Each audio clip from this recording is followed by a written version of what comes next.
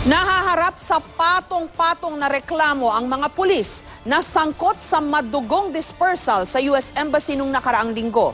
Inihain ng mga katutubong lumad sa Office of the Ombudsman ang mga reklamong attempted murder, serious physical injuries at unlawful arrest laban sa ilang pulis ng NCRPO at ng Manila Police District. Kabilang dito sina NCRPO Chief Superintendent Oscar David Albayalde, dating Deputy Director for Operations ng MPD na si Senior Superintendent Marcelino Pedroso, at ang driver ng nag-atras abanting police mobile na si PO3 Franklin Co.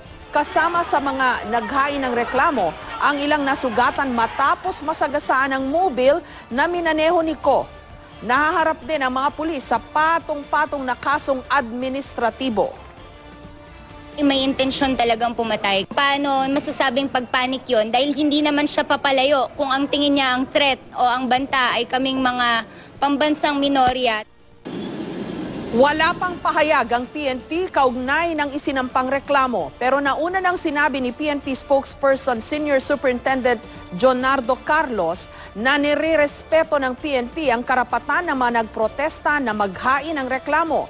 Pakiusap din niya, makipagtulungan sana ang mga ito sa investigasyon kaugnay ng insidente.